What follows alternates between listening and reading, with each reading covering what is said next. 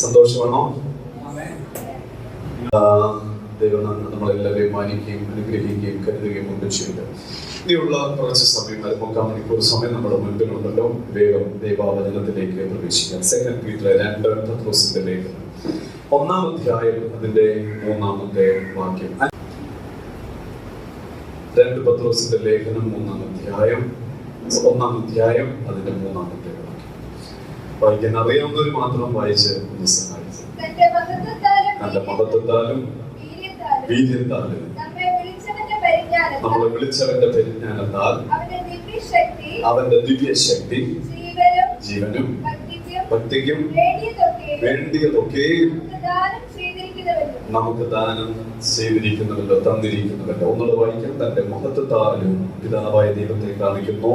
പിതാവായ ദൈവത്തിന്റെ മഹത്വത്താലും വീര്യത്താലും നമ്മെ വിളിച്ചവന്റെ, ആരാ നമ്മളെ വിളിച്ചത്? പിതാവായ ദൈവം. വിളിച്ചവന്റെ പരിജ്ഞാനത്താൽ, മനുഷ്യന്റെ അല്ല, പിതാവിന്റെ പരിജ്ഞാനത്താൽ അവന്റെ, ഈ ദൈവത്തിന്റെ ദിവ്യശക്തി ജീവനും ഭക്തിക്കും വേണ്ടിയതൊക്കെയും ആർക്ക് ദാനം ചെയ്തിരിക്കുന്നു എന്ന് പറയും. എനിക്ക് ദാനം ചെയ്തിരിക്കുന്നു. അതുകൊണ്ട് കുഞ്ഞുങ്ങൾ ചെയ്യട്ടെ. ഹല്ലേലൂയ. അതുകൊണ്ട് എന്ത് ചെയ്തിരിക്കരുത്? കുഞ്ഞുകളിങ്ങനെ പോകുന്നു. സൈഷൻ കൊണ്ടുവന്ന തിരുവചന ഭാഗത്തേക്കും ഞാൻ വേഗം ശ്രദ്ധിച്ചിരിക്കാനായിട്ട് ഞാൻ ആഗ്രഹിക്കുന്നു. ഈ പോർഷൻ മനസ്സിലായല്ലോ. നമുക്ക് ദൈവം തന്നിരിക്കുന്ന ദാനം നമ്മൾ ചോദിക്കാതെ, എനിക്ക് ഈ പാട്ട് പാടിയ സമയത്ത് കഴിവല്ല കൃപയാണ് എന്ന് പറഞ്ഞ അതാ ഡീപ് സോങ് നമ്മുടെ ഹൃദയത്തിൽ നിന്ന് ഒന്ന് പാടുമ്പോൾ ഉണ്ടാകുന്ന ആ സുഖം ഭയങ്കരമാണ്. ഞാൻ ആ ഫീല് അനുഭവിച്ചത് ഒരു കല്യാണത്തിന്, ഞാൻ പറവൂര്, കൊച്ചിക്കപ്പുറം പറവൂര് ഒരു ക്രിസ്ത്യൻ പെന്തക്കോസ്റ്റ് കല്യാണത്തിന് സ്റ്റേഡിയം പിന്നും ചെറുക്കിനും നിൽക്കുമ്പോൾ അവിടുത്തെ പാസ്റ്റർ, ഈ കല്യാണ ശുശ്രൂഷ നടത്തുന്ന പാസ്റ്റർ സ്റ്റേജിൽ നിന്നുകൊണ്ട് ഈ പാട്ട് പാടി. ഞങ്ങൾ ഇതുവരെ എത്തുവാൻ എന്നുള്ള പാട്ടെടുത്തിട്ട് കഴിവല്ല കൃപയാണ് എന്ന് പറഞ്ഞ് ആ 2 വാക്കെടുത്തെടുത്ത് പറഞ്ഞ് ആരാധിച്ചപ്പോ ശരിക്കും പറഞ്ഞാൽ ഒരു പ്രത്യേക ഒരു ഫീല് ആ സമയത്ത് എനിക്കുള്ള. ഞാനിപ്പോ പറയുകയായിരുന്നു, ഇതിന് കൊണ്ടുവന്ന ആ ലിസ്റ്റിലുള്ള പാട്ടല്ല ഇടയ്ക്ക് പാടിയത്. എന്നാലും ഞാൻ പറഞ്ഞ ആ പാട്ടിന്റെ വരികളൊന്ന് പാടാവും. ഞാൻ ഇടയ്ക്ക് ചെന്ന് ജോമോനോടൊന്ന് റിക്വസ്റ്റ് ചെയ്തു. Thank you so much. നമ്മള് ഈ ദൈവത്തിന്റെ ശക്തിയും ദൈവത്തിന്റെ കൃപയും ദൈവത്തിന്റെ ബ്ലെസ്സിങ്ങും ഒക്കെ പ്രാപിച്ചത് നമ്മളൊന്നും ചെയ്തിട്ടല്ല. പറഞ്ഞു, നമ്മളൊന്നും ചെയ്തിട്ടല്ല. അങ്ങനെ തന്നെ പറ, ഒരാളോട് നോക്കിയിട്ട് പറ, ഒന്നും ചെയ്തിട്ടല്ല. വല്ലോ ആണോ ഒന്നും ചെയ്തിട്ടില്ല. പക്ഷെ ഇപ്പോഴും നമ്മള് ആ ബലം വിടത്തില്ല. ഞാൻ എന്തോ ആണെന്നും പറഞ്ഞു ഇടയ്ക്കിടയ്ക്ക് നിങ്ങൾ വീട്ടിൽ മൊബൈലൊക്കെ, ഇപ്പൊ എല്ലാവർക്കും മൊബൈലുണ്ടല്ലോ, വായിക്കാൻ അറിയത്തില്ലെങ്കിൽ മൊബൈൽ കയ്യിലുണ്ടല്ലോ. എന്നാലും ഞാൻ പറയാം, മലയാളത്തിലൊക്കെ ഡൗൺലോഡ് ചെയ്തെടുക്കാം. അതിനകത്തൊന്ന് യൂട്യൂബ് ഒക്കെ എടുത്തിട്ട് അതിനകത്തൊന്ന് ഈ പാട്ട് ഞങ്ങൾ ഇതുവരെ എത്തുവാൻ എന്നുള്ള പാട്ടെടുത്ത് ഒരു 5-6 പ്രാവശ്യം ഒന്ന് കേൾക്കണം. കർത്താവേ, ഇത്രയും ഉണ്ടോ എന്നെ സ്നേഹിക്കാൻ ഞാൻ എന്ന് നമ്മൾ ദൈവത്തോടൊന്ന് പറയാൻ പറ്റിയാൽ ഒരാശ്വാസം ഉള്ളിൽ കിട്ടും. ഇവിടെ തിരുവചനം പഠിപ്പിക്കുക പത്രോസിനെ എന്താ പറയുന്നത്? തന്റെ മഹത്വത്താലും വീര്യത്താലും നമ്മെ വിളിച്ചവന്റെ പരിജ്ഞാനത്താൽ അവന്റെ ദിവ്യശക്തി ജീവനും ഭക്തിക്കും വേണ്ടിയായതൊക്കെയും, അല്ലെ? എങ്ങനെയല്ലേ പറയുന്നത്? അവന്റെ ദിവ്യശക്തി ജീവനും, എന്തോ ജീവൻ എന്ന് പറഞ്ഞാൽ നമ്മുടെ ജീവിതത്തിനും നമ്മുടെ ഫ്യൂച്ചറിനും, പിന്നെ ഭക്തിക്ക് നമ്മുടെ ആത്മീയ ജീവിതത്തിനും വേണ്ടിയതൊക്കെയും സർവശക്തനായ ദൈവം നമുക്ക് ദാനം ചെയ്തിരിക്കുന്നുവല്ലോ. നാളെ വല്ലതും തരാം എന്നാണോ ഇതിനകത്ത് പത്രോസ് നമ്മളെ പഠിപ്പിക്കുന്നത്? നാളെ തരാമെന്നാണോ പ്രോമിസ് ചെയ്തിരിക്കുന്നത്? അല്ല. പിന്നെന്താ ചെയ്തിരിക്കുന്നത്? തന്നിരിക്കുന്നു. എന്റെ കയ്യിലുള്ളവർ എത്ര പേരുണ്ട്? നമ്മുടെ കയ്യിലുണ്ട്. ജീവനും ഭക്തിക്കുമായ എല്ലാ കാര്യങ്ങളും പിതാവായ ദൈവം നമ്മുടെ കരങ്ങളിൽ തന്നിട്ടുണ്ട്. ഇനി ഒരു പദം കൂടെ വായിക്കാം. യെശയ്യാവ്, വലിയ പ്രവാചകനായ യെശയ്യാവ് തന്റെ 66 അധ്യായം അടങ്ങിയ യെശയ്യാവിന്റെ പുസ്തകം എഴുതിയ ആമുഖ പുസ്തകത്തിന്റെ അവസാനം, അതായത് 5-ാം അധ്യായം. ആമുഖമാണ് 1 മുതൽ 5 വരെയുള്ള അധ്യായം.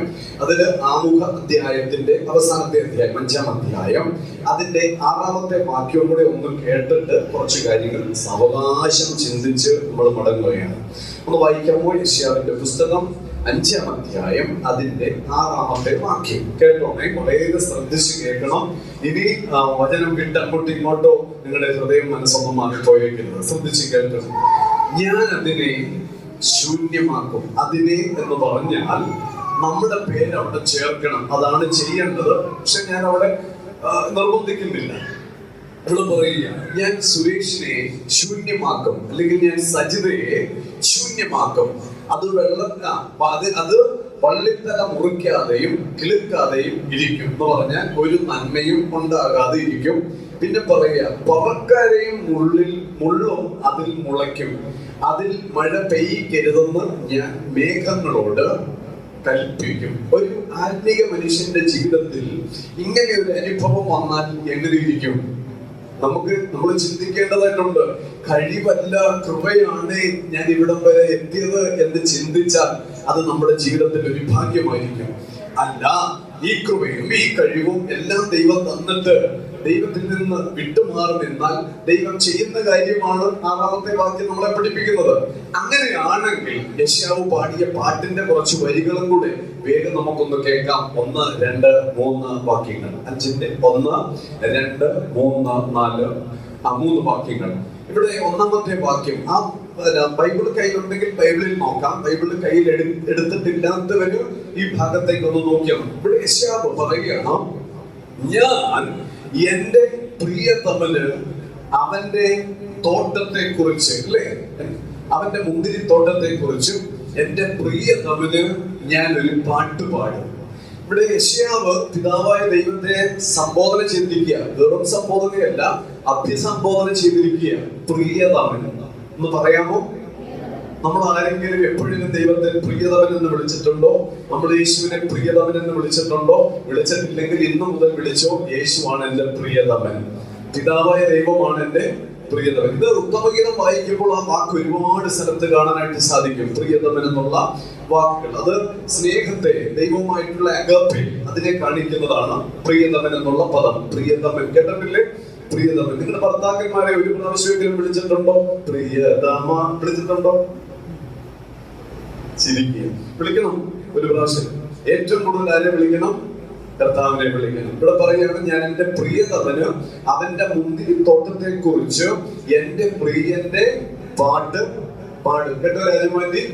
പ്രിയതമന് ഞാനൊരു പാട്ട് പാടും. എന്തായിരിക്കും ആ പാട്ട്? ഇവിടെ പറയുക, ആ പാട്ട് ഇങ്ങനെയാണ്, എന്റെ പ്രിയതമന് ഏറ്റവും ഫലവത്തായ ഒരു മുന്തിരിത്തോട്ടം ഉണ്ടായിരുന്നു. ഇതൊരു പാട്ട് രീതിയിൽ പാടണം. കണ്ടിട്ടില്ലേ? ഓർത്തഡോക്സ് യാക്കോബ സഭകളിലൊക്കെയുള്ള ബൈബിൾ വായന നിങ്ങൾ കണ്ടിട്ടില്ലേ? പാട്ട് രീതി അല്ലേ? ഞാൻ എന്റെ കണ്ണുകളിലേക്ക് ഉയർത്തുന്നു, സഹായിയുടെ നിന്ന് വരും, എന്റെ സഹായം ആകാശത്തെയും ഭൂമിയും ഒക്കെ പാട്ട് രീതി. ഇവിടെ പറയുകയാണ്, എന്റെ പ്രിയതമന് ഫലവത്തായ ഒരു കുന്നിന്റെ മുകളിൽ ഒരു മുന്തിരിത്തോട്ടം ഉണ്ടായിരുന്നു. ഇനി എന്റെ കൂടെ പറയണേ. അടുത്തത് 2ാമത്തെ വാക്യം, അവൻ അതിന് വേലി കെട്ടി. അപ്പം ഈ പ്രിയതമന്റെ, ഈ ഉടമസ്ഥന്റെ മുന്തിരിത്തോട്ടത്തെ പ്രിയതമൻ എങ്ങനെയാ സംരക്ഷിക്കുന്നത്? അതിന്റെ കുറെ കാര്യങ്ങളാണ് താഴെ പറയുന്നത്. ഈ മുന്തിരിത്തോട്ടത്തെ അവൻ എന്ത് ചെയ്തെന്ന് പറഞ്ഞത്? വേലി കെട്ടി സംരക്ഷിച്ചു. വേലി കെട്ടി. അടുത്തത് പറയുകയാണ്, അതിലെ കല്ല് പെറുക്കി കളഞ്ഞു.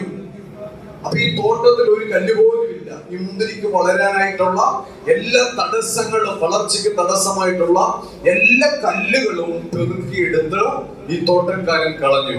അടുത്തത് പറയുകയാണ്, അതിൽ നല്ല വക മുന്തിരി വള്ളി നട്ടു. എങ്ങനത്തെ മുന്തിരി വള്ളി നട്ടത്? നല്ല ഏറ്റവും വ്യക്തരമായ മുന്തിരി വള്ളി ഇതിനകത്ത് കൊണ്ട് നട്ടു. ഇനി അടുത്തത് എന്താ പറയുന്നത് അറിയാമോ? ഈ മുന്തിരിത്തോട്ടത്തിന്റെ നടുവിൽ ഈ മനുഷ്യൻ ഒരു ഗോപുരം പണിതു. കേട്ടോ? ഇതിന്റെ നടുവിൽ ഒരു ഗോപുരം പണിതു. അതിനുശേഷം പറയുക, ഈ പ്രിയതമൻ അല്ലെങ്കിൽ ഈ തോട്ടത്തിന്റെ ഉടമസ്ഥൻ ഈ തോട്ടത്തിനകത്ത് ഒരു ചക്കും കൊണ്ടുപോയിരുന്നു. ചക്ക് കേട്ടിട്ടുണ്ടോ? ചക്ക്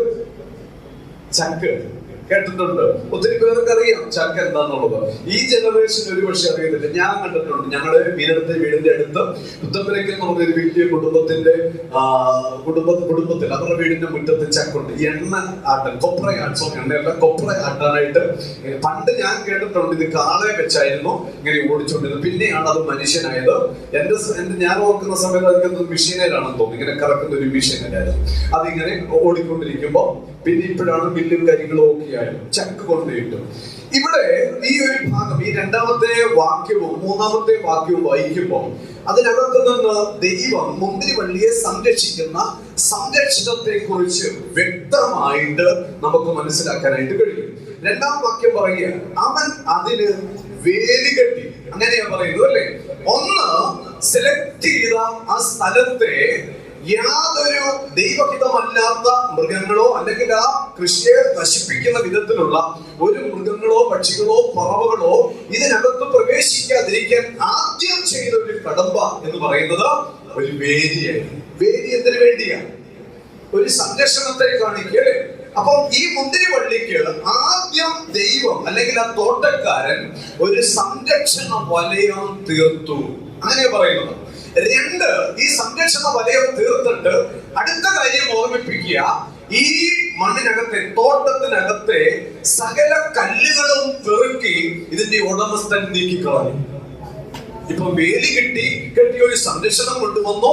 രണ്ടാമത്, വളരാനായിട്ടുള്ള ഒരു അവകാശം, സാവകാശം ദൈവം അല്ലെങ്കിൽ ഈ തോട്ടക്കാരൻ ഈ തോട്ടത്തിനകത്ത് സൃഷ്ടിച്ചു. അടുത്തത് പറയുക, ഇതിനകത്ത് ഏറ്റവും നല്ല മുന്തിരിവള്ളി ഈ തോട്ടത്തിനകത്ത് നട്ടു. എങ്ങനത്തെ മുന്തിരിവള്ളിയെ നട്ടത്? പറഞ്ഞേ, ദൈവം തിരഞ്ഞെടുത്താൽ അത് ഏറ്റവും നല്ലത് തന്നെയാണ്. ദൈവം തിരഞ്ഞെടുത്ത് നട്ടിരിക്കുന്നത് അഴുക്കോ ആവശ്യമില്ലാത്തതോ ആരെങ്കിലും ഉപേക്ഷിച്ചതോ ഒന്നുമല്ല. ദൈവം ഏറ്റവും നല്ലത് തന്നെയാണ് എടുത്ത് തന്റെ തോട്ടത്തിൽ കുഴിച്ചു വെച്ചിരിക്കുന്നത്. എന്നിട്ട് അടുത്ത നാലാമത്തെ കാര്യം, ഈ തോട്ടത്തിന്റെ ഒത്ത നടുവിൽ താൻ എന്തിതെന്ന് പറഞ്ഞത്? ഒരു നല്ല ഗോപുരം പണിതു അല്ലേ? ഒരു ഗോപുരം പണിതു. അവർക്ക് പറഞ്ഞ് ഗോപുരം. എന്തിനായിരിക്കും ഈ ഗോപുരത്തിന്റെ ഉദ്ദേശം? എത്ര പേർക്ക് പറയാൻ പറ്റുമോ അത്രയും പേർക്കും പറയാം. എന്തിനായിരിക്കും ഈ തോട്ടത്തിന്റെ നടുവിൽ ഈ ഉടമസ്ഥൻ ഒരു ഗോപുരം പണിതത്? കാവലിന് വേണ്ടി. താൻ അധ്വാനിച്ച, താൻ വില കൊടുത്ത, താൻ നോക്കി പാർക്കുന്ന ഈ മുന്തിരി തോട്ടത്തെ നശിപ്പിക്കാൻ ഏതെങ്കിലും ശത്രു ഇതിനകത്ത് നുഴഞ്ഞു കിടക്കുന്നുണ്ടോ ഇല്ലയോ എന്ന് അഹോരാത്രം അധ്വാനിച്ച് താൻ നോക്കിയിരിക്കാനായിട്ട് താൻ ഉണ്ടാക്കിയ ഒരു സ്ഥലമാണ് ഗോപുരം. കാരണം അത്രമാത്രം ഈ മുന്തിരിവള്ളിക്ക് ഈ തോട്ടക്കാരൻ വില കൊടുത്തിട്ടുണ്ടെന്നുള്ളത് ഇവിടെ കിട്ടുന്നുണ്ടോ? തോട്ടക്കാരൻ അത്രമാത്രം ഈ മുന്തിരിക്ക് വില കൊടുത്തത് കൊണ്ട് ഇതിലെ ഒരെണ്ണം പോലും നശിച്ചു പോകരുതെന്ന് ആഗ്രഹിക്കുന്ന മനുഷ്യനായിരുന്നു ഈ തോട്ടക്കാരൻ. അതുകൊണ്ട് മുന്തിരിവള്ളിക്ക് അത്രമാത്രം പ്രാധാന്യം കൊടുത്ത്, മുന്തിരിവള്ളിക്ക് അത്രമാത്രം സ്ഥാനം കൊടുത്ത് അതിനെ സംരക്ഷിക്കുവാൻ, അത് അവഗണിക്കപ്പെടാതിരിക്കുവാൻ താൻ ചെയ്ത ഒരു കാര്യമാണ് ഈ തോട്ടത്തിന്റെ ഒത്ത നടുവിൽ ഒരു ഗോപുരം പണിതിട്ട് അതിന്റെ ഏറ്റവും ഉയരത്തിൽ കയറി കണ്ണും നട്ട് കാത്തിരിക്കുക. എന്തിനെന്നറിയാമോ? ഒരു ശത്രുവും വന്ന് ഈ മുന്തിരിവള്ളിയെ അപഹരിക്കരുത്. അടുത്തത്, താൻ നട്ടു വളർത്തിയ ഈ മുന്തിരിയുണ്ടല്ലോ, മുന്തിരിവള്ളികൾ, ഇത് പതിയെ കിളിർത്ത് അത് പന്തലിലേക്ക് പ്രവേശിച്ച് അതിന്റെ വള്ളിയൊക്കെ സ്പ്രെഡായി കഴിയുമ്പോൾ പൂക്കുന്ന ഒരു കാലഘട്ടമുണ്ട്.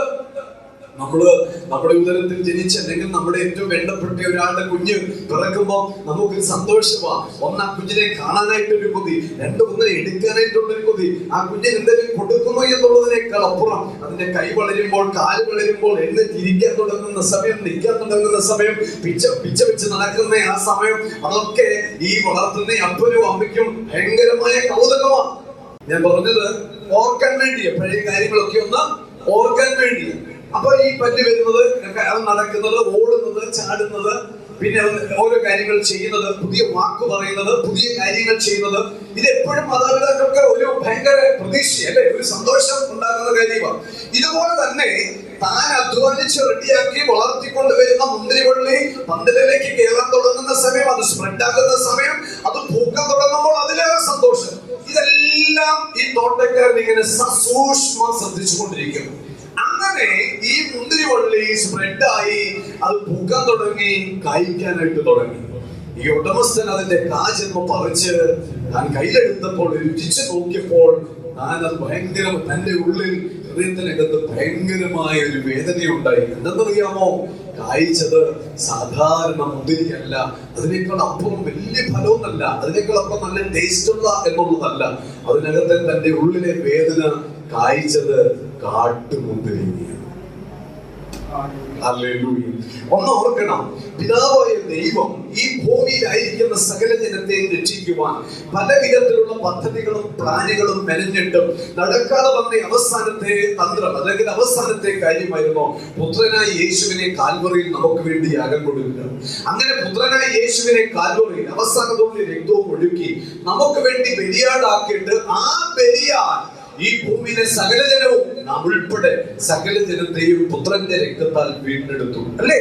ആ പുത്രനെ വിശ്വസിക്കുന്നവന് നിത്യജീവനുണ്ട് എന്നുള്ള വചനം കൊണ്ടുവന്ന് ആ യേശുവിനെ വിശ്വസിക്കാൻ ദൈവം കൃപ നമുക്ക് തന്ന് ആ ദൈവത്തിന്റെ രാജ്യത്തിലേക്ക് ദൈവം നമ്മളെ പ്രവേശിപ്പിച്ചത് ഈ ഭൂമിയിൽ കയ്പിന്റെ അനുഭവം പുറപ്പെടുവിക്കാനല്ല, മറിച്ച് ദൈവം ആഗ്രഹിക്കുന്ന വിധത്തിലുള്ള ഫലം പുറപ്പെടുവിക്കുവാനായിട്ട്.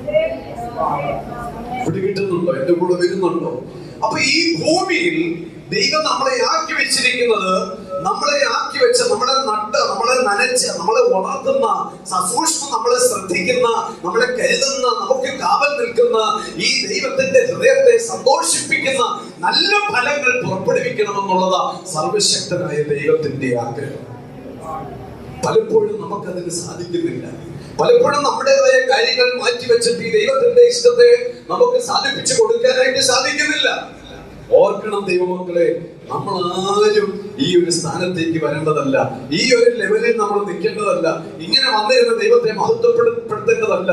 പിന്നെയോ കുശവൻ എവിടുന്നോ പോയി കിളച്ച് മാന്തിക്കൊണ്ട് വന്ന് തന്റെ പടിപ്പുരയിൽ കൊണ്ടുവന്നിട്ട് എടഞ്ഞ് അതിനെ വെള്ളം ഒഴിച്ച് നനച്ച് ചവിട്ടി കുഴച്ച് തന്റെ ഹൃദയത്തിൽ തോന്നിയതുപോലെ പാത്രമാക്കി അതിനെ രൂപപ്പെടുത്തിയതുപോലെ എവിടെയോ കിടന്ന നമ്മെ കർത്താവ് ഒരു പാത്രമാക്കി ഇവിടെ ആക്കിയിരിക്കുന്നു.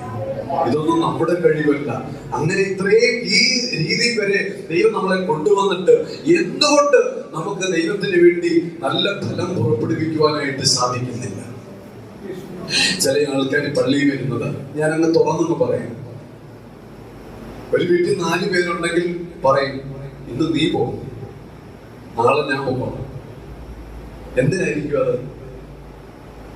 എന്തിനായിരിക്കും അത്? ഇന്ന് ഞാനും ഇയാളും ഇവിടെ വീട്ടിലിരിക്കാം, നിങ്ങൾ രണ്ടുപേരും പള്ളി പോകും. ഞങ്ങൾ ഇവിടുത്തെ ആളാണെന്ന് അറിയിക്കാം. 1, 2 അല്ലേ? ഒരു കുടുംബത്തിൽ നിന്ന് ഒരാളെയും വന്നിരിക്കുന്ന എന്തിനാ? ഞാൻ കണ്ടിരിക്കുന്ന ആരെങ്കിലും അവിടുത്തെ ഒരാളെ പ്രസാദിപ്പിക്കാൻ, ദൈവത്തെ പ്രസാദിപ്പിക്കാനാണെന്ന് എനിക്ക് തോന്നുന്നില്ല. സഭയെ പ്രസാദിപ്പിക്കാൻ, അല്ലേ? ഞാനിവിടെ ഉണ്ട് എന്നൊന്ന് ഇടയ്ക്കൊന്ന് കാണിക്കാൻ. ഇതാണോ ശരിക്കും ക്രിസ്തീയ ജീവിതം? പലപ്പോഴും നമ്മൾ നമ്മുടേതായ കാര്യങ്ങൾ മാറ്റിവെക്കാൻ നമ്മൾ തയ്യാറല്ല. നമ്മുടേതായ ഇഷ്ടങ്ങൾ ചെയ്ത് തീർത്തിട്ട് ദൈവത്തിന്റെ സന്നിധിയിലേക്ക് വരാൻ നമുക്ക് സമയമില്ല.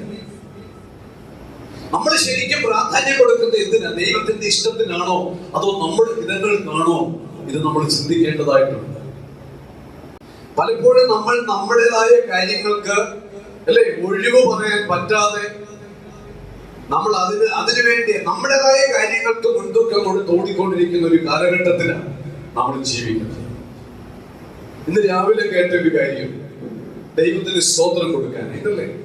എപ്പോ കൊടുക്കാനായിട്ടാ? സ്തോത്രം കൊടുക്കാനായിട്ടാ ദൈവം പറഞ്ഞിരിക്കുന്നത്. എപ്പോഴും നമുക്ക് പറ്റുന്നുണ്ടോ? ചില പ്രശ്നം വരുമ്പോൾ നമ്മുടെ വായിൽ നിന്ന് വരുന്ന എന്താ പറയുക? അയ്യോ, എപ്പോ കൂടുതലാണ് അല്ലേ? എപ്പോഴും ഏത് സാഹചര്യത്തിലും ദൈവത്തിന് മഹത്വം കരയറ്റാൻ, ദൈവത്തിന് സ്തോത്രം പറയാൻ നമ്മളെ ദൈവം ആഹ്വാനം ചെയ്തപ്പോൾ നമ്മള് പ്രതിസന്ധി വരുമ്പോൾ നമ്മൾ പറയുന്ന നമ്മുടെ വായിൽ വരുന്ന പദം എന്തുവാ?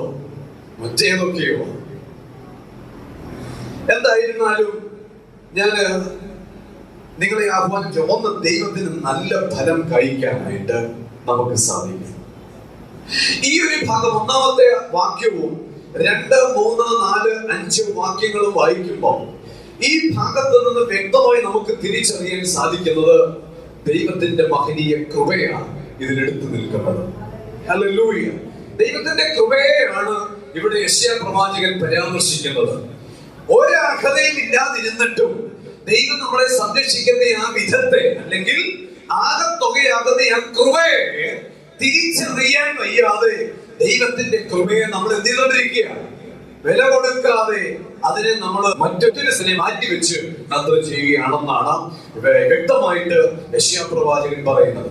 ഇവിടെ ദൈവത്തിന്റെ കൃപയിലേക്ക് ജാതീയ ജനത്തെ കൊണ്ടുവരുന്നതും ഈ ജാതീയ ജനം ദൈവത്തിന്റെ ഫലം കായ്ക്കുന്നത് ദൈവത്തിന് അനുഭവിക്കണമെന്നുള്ള കാര്യത്തെക്കുറിച്ച് വ്യക്തമായി പരാമർശിക്കുകയാണ്. ദൈവകൃപയെ കുറിച്ച് 1-2 കാര്യങ്ങളോട് വേഗം ഒന്ന് ഓർമ്മിപ്പിക്കാം.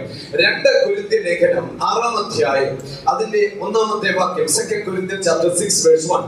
ഒന്ന് വായിക്കാമോ? 2 കൊരിന്ത്യർ ലേഖനം 6-ാം അധ്യായം അതിന്റെ 1-ാമത്തെ വാക്യം. ഇവിടെ പറയുക, നിങ്ങൾക്ക് ദൈവത്തിന്റെ കൃപ ലഭിച്ചത് വ്യർത്ഥമായി പൗലോസ് അപ്പോസ്തലൻ വ്യക്തമായിട്ട് നമ്മളെ പഠിപ്പിക്കുക. എന്താണെന്നറിയാമോ? നിങ്ങൾക്ക് ദൈവത്തിന്റെ കൃപ ലഭിച്ചത്, അല്ലെങ്കിൽ യെശയ്യാ 5:2 വരാം. ഈ തോട്ടത്തിൽ ദൈവം എന്ത് ചെയ്തെന്നറിയാമോ? മുന്തിരിവള്ളി നടുന്നതിന് തൊട്ടു മുൻപ് ദൈവം ആദ്യം ചെയ്ത കാര്യം, അല്ലെങ്കിൽ തോട്ടക്കാരൻ ആദ്യം ചെയ്ത കാര്യം എന്താ? അതിനൊരു വേലി കിട്ടി. ഇതിന്റെ പേരാ ദൈവത്തിന്റെ കൃപ. കിട്ടുന്നുണ്ടോ? ഈ വേലിയുടെ പേരെന്തുവാ? രാജമാജി ഒന്ന് പറഞ്ഞേ. ദൈവത്തിന്റെ കൃപ. ഇവിടെ പറയാം, നിങ്ങൾക്ക് ദൈവത്തിന്റെ കൃപ ലഭിച്ചത് വൃഥാവായി പിടികിട്ടുന്നുണ്ടോ? വ്യർത്ഥമായി തീരരുത് എന്ന് ഞങ്ങൾ സഹപ്രവർത്തിക്കാരായി നിങ്ങളെ എന്ത് ചെയ്യുക? നിങ്ങളെ പഠിപ്പിക്കുക. ഈ കൃപ നമ്മളെ ശിക്ഷിക്കുമോ? ശിക്ഷിക്കും. പറഞ്ഞു അല്ലേ? ശിക്ഷിക്കും. കൃപയൊക്കെ പറഞ്ഞ് എളിയുന്നതിന് കുഴപ്പമൊന്നുമില്ല. പക്ഷെ ഈ കൃപ നമ്മളെ എന്ത് ചെയ്യും? ഇടയ്ക്കിടയ്ക്ക് നമ്മളെ ഗുണീകരിക്കുകയും ചെയ്യും. നമ്മളെ അടിക്കും, ശിക്ഷിക്കും. നശിപ്പിക്കാനല്ല. ദൈവത്തിന്റെ കൃപ ഒരിക്കലും നമ്മളെ നശിപ്പിക്കത്തില്ല. ദൈവത്തിന്റെ കൃപയിലേക്ക് നമ്മളെ തികഞ്ഞവനാക്കും തോറും എന്തെങ്കിലും പോരായ്മ നമ്മുടെ ജീവിതത്തിൽ വന്നാൽ ദൈവത്തിന്റെ കൃപ ഇടയ്ക്ക് നമ്മളെ എന്ത് ചെയ്യും? ശിക്ഷിക്കുകയും ചെയ്യും. എന്തിനാ ശിക്ഷിക്കുന്നത്? ദൈവകൃപയിൽ നീ പൂർണ്ണനാകാൻ, ദൈവകൃപയിൽ നീ വളരാൻ, ദൈവകൃപയിൽ നീ തോറ്റുപോകാതിരിക്കാൻ ഈ കൃപ ശിക്ഷിച്ചുകൊണ്ടിരിക്കുകയാണ്. ഒന്ന് പൗലോസ് ഓർമ്മിപ്പിക്കുന്നു, ഈ കൃപ നിങ്ങൾ എന്ത് ചെയ്തേക്കരുത്? ഇത് വ്യർത്ഥമായി കാണരുത്. ഇത് ചുമ്മാ കിട്ടിയതാന്ന് ഓർക്കരുത്.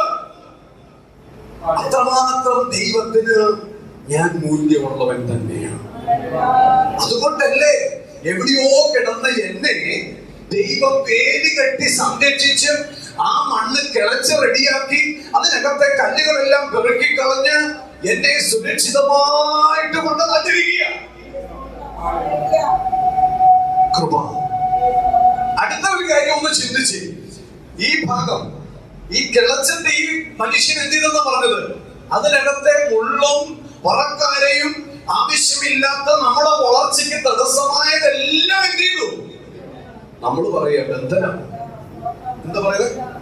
പറഞ്ഞു ബന്ധനം അല്ലേ? കേട്ടിട്ടില്ലേ? കഴിഞ്ഞ ദിവസം ഒരു സഹോദരി എന്ത് ഇവിടെ ഉണ്ടോ? താഴോട്ട് പോയി.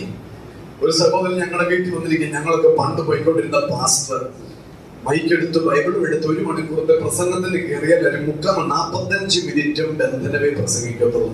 45 മിനിറ്റും ബന്ധനമാണ്, കെട്ടാണ്. പിന്നെ വേറൊരു വാക്കുണ്ടല്ലോ, പോര് പറഞ്ഞു. ഇപ്പൊ പിന്നെ ഈ വലത്തുപൊക്കം എന്നുള്ള സാധനം അതിപ്പോ പറയാറില്ല, അതിൽ പറയുന്നില്ലെന്ന് തോന്നുന്നു. നമ്മൾ ആദ്യം വായിച്ചില്ലേ 1 പത്രോസിന്റെ ലേഖനം 2 പത്രോസ് 3:1. എല്ലാം അവരുടെ കയ്യിൽ തന്നിരിക്കുക. നമുക്ക് വളരാനുള്ള ഭക്തിക്കും ജീവനുമുള്ള എല്ലാ കാര്യങ്ങളും നമ്മുടെ കയ്യിൽ കാൽവരി ക്രൂശിലെ യേശുവിന്റെ മരണത്താൽ നമുക്ക് തന്നിരിക്കുക. ഇപ്പോഴും പറയാ ബന്ധനമാണ്. ഇപ്പോഴും വളരും ബന്ധനമാണ്. കടമാണെങ്കിലും ഒരു ബന്ധനമാണ് അല്ലേ? വണ്ടി പഞ്ചറായി പറയും എന്തോ പോരാ. കേട്ടിട്ടില്ലേ? ഇല്ലേ? ബസ് കയറാൻ നിന്നു, ഒരു വണ്ടി അങ്ങ് പോയി. അന്നേരം പറയാ ഇതെന്തോ പിശാചിന്റെ ഒരു. കേട്ടിട്ടുണ്ടോ നിങ്ങൾ? പറ, ഉണ്ടെങ്കിൽ അവർക്ക് പറ. ഉണ്ടോ? നമുക്ക് ഉണ്ടോ? ബന്ധനം ഉണ്ടോ? അന്ന് ബന്ധനം ഉണ്ടെങ്കിൽ യേശു കാൽവരിയിൽ മരിക്കേണ്ട കാര്യമില്ല. അപ്പൊ കാൽവരി ക്രൂശിലെ ആ മരണത്തെ ഇപ്പോഴും പെന്തക്കോസ്തിൽ അടിച്ചുവിടുന്നൊരു പരിപാടി ചെയ്ത് കേട്ടോ. ഏത് ഉപവാസ പ്രാർത്ഥനയ്ക്ക് പറയും ബന്ധനം, അബന്ധനം, കെട്ട് ഉപസിച്ചു അഴിക്കാൻ പോകും. ഞാൻ അഴിക്കാൻ പോകും. ഈ സുവിശേഷത്തെ ഇങ്ങനെയുള്ളവർ മറ്റൊരു സുവിശേഷമാക്കി അതിനെ വളച്ചൊടിച്ച് നമ്മുടെ ഉള്ള ആത്മീയ ജീവിതത്തെ കൂടെ എന്ത് ചെയ്യാം, തകർത്ത് കളയാം. ഇപ്പൊ കുറെ ചെന്നായികൾ വന്നെന്ന് ഞാൻ മുമ്പേ പറഞ്ഞില്ലേ, ഇങ്ങനെ ആവശ്യമില്ലാത്ത ഉപദേശത്തിന് പോയി ഉള്ള സത്യമായിട്ടും ആരാധിക്കുന്നതിനെയും കൂടെ പിടിച്ചോണ്ട് പോയി വേറൊരു സുവിശേഷത്തിന് ഇപ്പൊ അതിനകത്ത് ചാടിക്കൊണ്ടിരിക്കുക, ബന്ധനം അഴിയാൻ ചാടിക്കൊണ്ടിരിക്കുക. ഇവിടെ അഴിച്ചു വെച്ചതിനെ പിടിച്ചോണ്ട് പോയിട്ട് ഇപ്പൊ അഴിപ്പിക്കാൻ നോക്കുക. ദൈവവചനത്തിന്റെ അറിവ് നമുക്കുണ്ടാകട്ടെ. നോക്കണേ, ഈ മണ്ണിനകത്തെ കല്ലും മുള്ളും പറക്കാരെയും സകലം എന്തിനാണെന്നറിയാമോ? നമുക്ക് വളരാനുള്ള എല്ലാ സാഹചര്യവും ദൈവം നമുക്ക് ഒരുക്കി തന്നു. ദൈവത്തിന്റെ കൃപയില്ലേ? പക്ഷെ നമ്മൾ എന്ത് ചെയ്യുന്നില്ല, വളരാൻ നമ്മൾ തയ്യാറല്ല. അപ്പൊ ദൈവത്തെ കുറ്റം പറഞ്ഞിട്ട് കഴിയില്ല. നമുക്ക് നല്ല ഫലം കൊടുക്കാൻ നമ്മൾ ആഗ്രഹിക്കുന്നില്ല. നമ്മളിപ്പോഴും പുള്ളി തെങ്ങ ഇല്ലേ, പിന്നെയും പുള്ളി തെങ്ങ.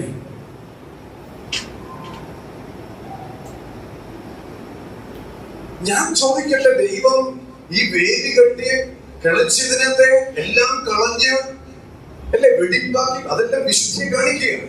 ഇതെല്ലാം ദൈവം നമ്മുടെ ജീവിതത്തിൽ തന്ന നമ്മളെ സസൂക്ഷ്മം ശ്രദ്ധിക്കുവാൻ ഈ ദൈവത്തിന്റെ കാവലും അല്ലെങ്കിൽ ഈ തോട്ടക്കാരന്റെ കാവലും നിർത്തി നമ്മളിൽ നിന്ന് ദൈവം പ്രതീക്ഷ വെച്ച് ചക്കുവിട്ട് നമ്മളെ എങ്ങനെ വെയിറ്റ് ചെയ്യുക. നമ്മുടെ ലോകപരമായ ജീവിതത്തിലെ ദൈവഹിതമല്ലാത്തതിനെ വർജിക്കാനും വർജിച്ചിരിക്കുന്നതിനെ ദൈവത്തോട് അടുപ്പിക്കാനും ദൈവം ചെയ്യുന്ന ക്രിയകളാണ് ഇതൊക്കെ. പക്ഷെ ഇത് നമ്മൾ തിരിച്ചറിയുന്നില്ല.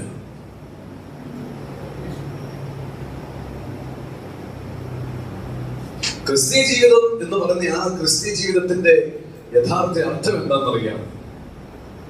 ഫലകരമായ ഒരു ജീവിതം എന്ന് പറഞ്ഞ്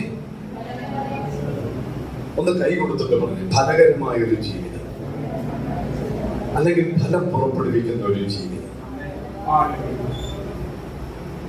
എത്രയോ പ്രാവശ്യം ഞാൻ കഴിഞ്ഞ മുമ്പിന്റെ ആഴ്ച ഇവിടെ ഇരുന്നത് ജോമങ്ങളുടെ മെസ്സേജിന്റെ തുടക്കത്തിലെ ആ ഫലത്തെ കുറിച്ച് ഒരല്പം ഇൻട്രൊഡക്ഷൻ മാത്രമേ കഴിഞ്ഞ മുമ്പിന്റെ ആഴ്ച പറഞ്ഞുള്ളൂ അല്ലേ?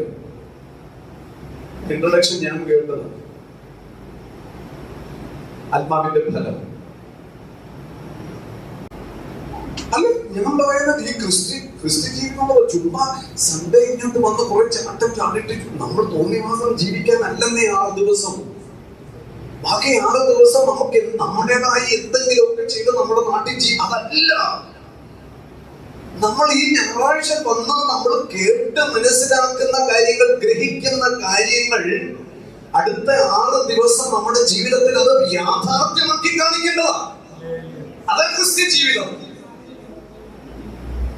ഞാൻ എനിക്ക് പറയാറില്ലേ, ഫുട്ബോൾ ടീമിൽ ഒരു ഫുട്ബോൾ കളി ടീമിൽ എത്ര പേരുണ്ട്?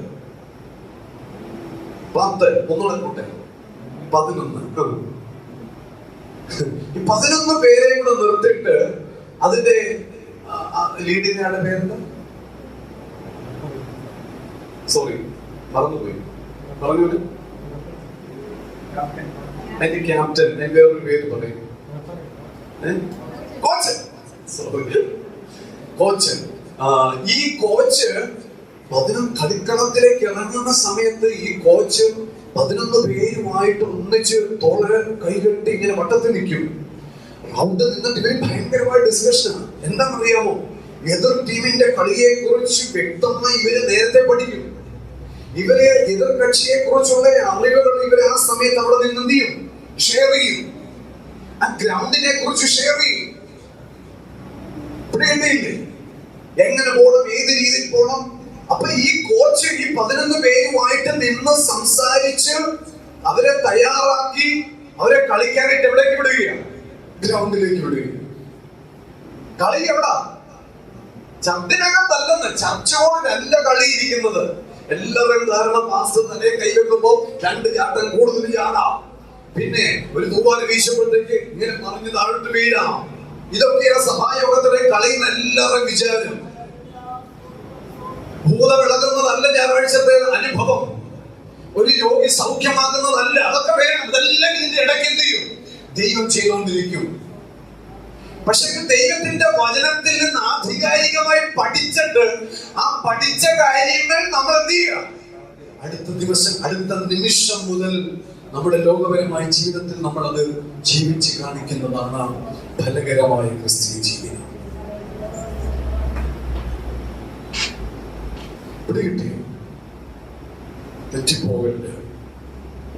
ഞാൻ പറഞ്ഞിങ്ങനെ, ശരിക്കും പറഞ്ഞാൽ ദൈവവചനത്തിന് ഊന്നൽ കൊടുത്തുള്ള സഭകൾ കറുകച്ചാലിൽ പോലും വിരളമാണ്. ശ്രദ്ധിച്ചിട്ടുണ്ടോ? കറുകച്ചാലിൽ വിരളമാണ്, കോട്ടയത്ത് വിരളമാണ്.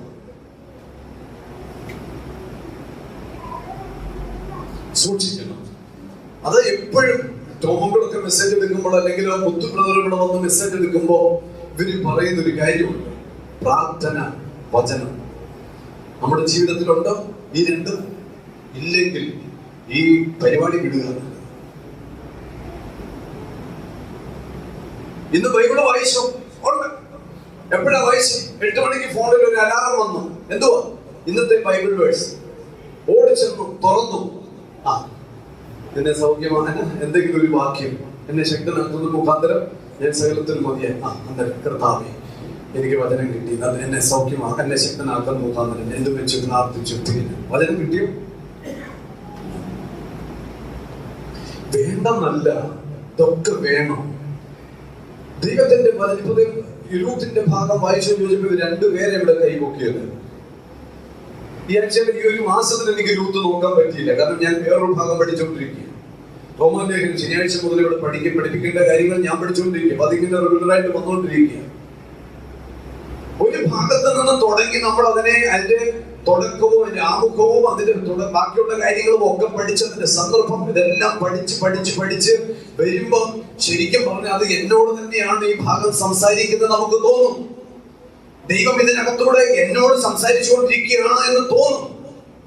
അത് നമ്മുടെ ജീവിതത്തിൽ നമുക്കത് കറക്റ്റ് ചെയ്യാനുള്ള ഭാഗമാണെങ്കിൽ കറക്റ്റ് ചെയ്യാൻ പറ്റും. തിരുത്തൽ വരുത്തേണ്ടതാണെങ്കിൽ തിരുത്താൻ പറ്റും. പുതിയ ആശയങ്ങൾ കൊണ്ടുവരേണ്ടതാണെങ്കിൽ ആശയങ്ങൾ കൊണ്ടുവരാൻ നമുക്ക് പറ്റും. അത് കൊണ്ടുവന്നേ പറ്റത്തുള്ളൂ. ക്രിസ്തീയ ജീവിതം എന്ന് പറയുന്നത് എന്തിനാണ്? ഫലകരമായ ഒരു ജീവിതം നയിക്കും വേണ്ടിയാണ്. ആർക്ക്? നമ്മളെ വിളിച്ച നമ്മുടെ ദൈവത്തിന്. അല്ലേ? നമ്മളെ വിളിച്ച നമ്മുടെ ദൈവം. ഞാൻ പറയട്ടെ, നമ്മുടെ കുഞ്ഞുങ്ങളിൽ നിന്ന് നമ്മൾ എന്തേലും കാര്യങ്ങൾ പ്രതീക്ഷിക്കുന്നു, അല്ലേ? നമ്മുടെ കുഞ്ഞുങ്ങളെ വളർത്തുമ്പോൾ അവരിൽ നിന്ന് നമ്മൾ ഒത്തിരി കാര്യങ്ങൾ പ്രതീക്ഷ വെക്കില്ലേ? എന്റെ കുഞ്ഞ് ഇങ്ങനെ ആയിരിക്കണം, എന്റെ കുഞ്ഞുങ്ങൾ ആ രീതിയിലായിരിക്കണം, എന്റെ കുഞ്ഞ് ഈ ഒരു കാര്യത്തിൽ കഴിവും മികവുള്ളതായിരിക്കണം, ഇല്ലേ? ഇതുപോലെ തന്നെ ഏതോ വെറും കാട്ടിക്കിടന്ന, വെറും പ്രദേശത്ത് കിടന്ന, വെളിപ്രദേശത്ത് കിടന്ന നമ്മള് ദൈവം കൂട്ടി ദൈവത്തിന്റെ സന്നിധിയിൽ കൊണ്ടുവന്ന് നിർത്തിയിരിക്കുക, അവിടുത്തെ മക്കളാക്കി, അല്ലേ? അതിന്റെ പിന്നിൽ ഈ വിളിച്ച ദൈവത്തിന് എന്തോ ഒരു ഉദ്ദേശമില്ലേ? നിങ്ങൾ പറ, എന്നെ വിളിച്ച എന്റെ ദൈവത്തിന് എന്തോ ഉദ്ദേശമുണ്ട്. ദൈവത്തോട് ചോദിച്ചിട്ടുണ്ടോ? കർത്താവേ, ആ ഉദ്ദേശം എന്താ? അതെന്നെ ഒന്ന് മനസ്സിലാക്കിത്താ. നിങ്ങൾ ചോദിച്ചിട്ടുണ്ടോ? ചോദിക്കണം. ദൈവം സംസാരിച്ചിട്ടില്ലെങ്കിൽ ദൈവം സംസാരിക്കാൻ ഇരുന്ന് കൊടുക്കും. കഴിഞ്ഞ ഉപവാസ പ്രാർത്ഥനയിൽ, ചൊവ്വാഴ്ച ഉപവാസ പ്രാർത്ഥനയിൽ കുറെ പേര് ഇവിടെ ഉണ്ടായിരുന്നു. ഉപവാസ പ്രാർത്ഥനയിൽ എന്നോട് നേരിട്ട് ദൈവം സംസാരിച്ച ചില വിഷയങ്ങൾ ഞങ്ങൾ ഷെയർ ചെയ്യുന്നു. എന്റെ കുറെ പ്രാർത്ഥന വിഷയങ്ങൾക്ക് മറുപടിയാ. കഴിഞ്ഞ ചൊവ്വാഴ്ചത്തെ ഉപവാസ പ്രാർത്ഥന മീറ്റിംഗിൽ ഞാനൊരു പാട്ട് പാടി. ഞങ്ങൾ കുറെ പേര് പാടി ആരാധിക്കുന്ന സമയത്ത് പെട്ടെന്ന് ഞാൻ മൗനമായിരിക്കുക. ഞാൻ പ്രാർത്ഥിച്ചുകൊണ്ടിരുന്ന എന്റെ കഴിഞ്ഞ കാല കുറെ പ്രാർത്ഥന വിഷയങ്ങളുടെ മറുപടി ദൈവം എന്റെ കാതിൽ സംസാരിച്ചു. ഞാനത് അന്നത്തെ മീറ്റിംഗിൽ ഇവിടെ ഷെയർ ചെയ്തു. ദൈവം ചെയ്യാൻ പോകുന്ന പുതിയ കാര്യങ്ങൾ, എന്റെ ലൈഫിൽ ദൈവം ചെയ്യാൻ പോകുന്ന പുതിയ കാര്യങ്ങളെ കുറിച്ച് ചൊവ്വാഴ്ച ഉപവാസ പ്രാർത്ഥനയിൽ ദൈവം എന്നോട് സംസാരിച്ചു. നമുക്ക് കേൾക്കാൻ പറ്റണം, ദൈവസ്ഥാനത്തിൽ ഇരുന്ന് കേൾക്കാൻ പറ്റണം. ഹല്ലേലൂയ. ദൈവം അനുഗ്രഹിക്കട്ടെ.